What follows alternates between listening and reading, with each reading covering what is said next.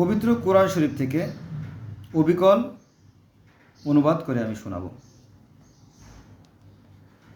আল্লাহ বলেন, এমন কোনো সম্প্রদায় নেই যাদের নিকট সতর্ককারী প্রেরিত হয়নি। কার কথা? স্বয়ং সৃষ্টিকর্তার কথা।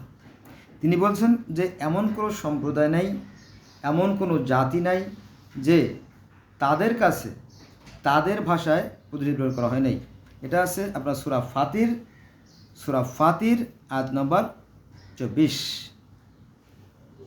যেহেতু অতীব গুরুত্বপূর্ণ আয়াত, আমি আপনাদেরকে আবার এই আয়াতটা পড়ে শোনাচ্ছি। এমন কোনো সম্প্রদায় নেই যাদের নিকট সতর্ককারী প্রেরিত হয়নি। সূরা ফাতির আয়াত নম্বর 24। যেহেতু মহা গুরুত্বপূর্ণ আয়াত, আমি আবারও বলতেছি, আপনারা বিরক্ত হবেন না, ঠিক আছে? সৃষ্টিকর্তা বলতেছে, আল্লাহ বলতেছে, কি বলতেছে? বলতেছে যে এমন কোনো সম্প্রদায় নেই যাদের নিকট সতর্ককারী প্রেরিত হয়নি। সূরা ফাতির আয়াত নম্বর 24। এই আয়াতগুলো সাধারণত আমাদের আলেমরা বলে না। কেন জানেন? ওই যে অন্য জাতির জন্য আছে এটা, তাহলে তাদের। আচ্ছা, এবার আরেকটা আয়াতে বলি। পূর্বে যে সকল রাসূল মোজেজা, সহিফা এবং দীপ্তমান গ্রন্থ বলতে তাওরাত, জব্বুর, ইনজিল, বাইবেল, কুরআন, জেন্দাবেস্তা, গ্রন্থ সাহেব, তারপরে মিশরীয় পুরাণ, তারপরে গ্রিক পুরাণ, রোমান পুরাণ, বেদ, এই জাতীয় যে গ্রন্থগুলো, প্রধান যে গ্রন্থগুলো, সেগুলো বলা আছে। দীপ্তমান গ্রন্থ সহ এসেছিল, তাদের প্রতিও মিথ্যা আরোপ করেছিল। সূরা ফাতির আয়াত নম্বর 25। তার মানে যে মানুষের সাথে আল্লাহর যে পাল্লা, তাতে আল্লাহ পাক মনে হয় বারবার হেরে গেছে, অনেকটা এরকম ভাব না। তিনি মজা দেখেন।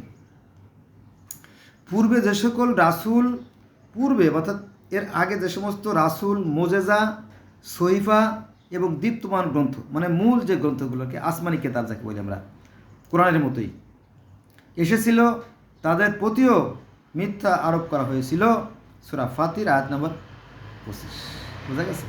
তার মানে এই পৃথিবীতে চিরকাল শাসন করে আছে শয়তানেরা।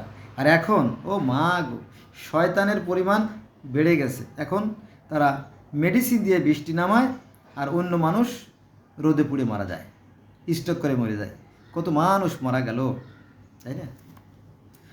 যাই হোক, চলেন আবার ফিরে যায় সেখানে।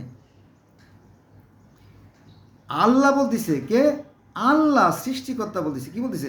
আমি তোমার প্রতি, নবী মুহাম্মদ সাল্লাল্লাহু আলাইহি ওয়াসাল্লাম বলতেছে যে আমি তোমার প্রতি যে গ্রন্থ অবতীর্ণ করেছি তা সত্য, এ পূর্ববর্তী গ্রন্থের সমর্থক।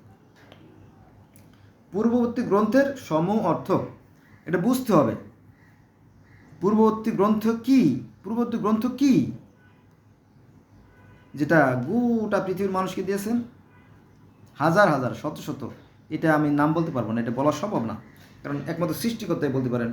আমি শুনছি, হাদিসটা পড়ি নাই, যে হযরত আদম আলাইহিস সালামকে আল্লাহ পাক 6000 ভাষা, সুবহানাল্লাহ, 6000 রকমের ভাষা জ্ঞান শিক্ষা দিয়েছিলেন।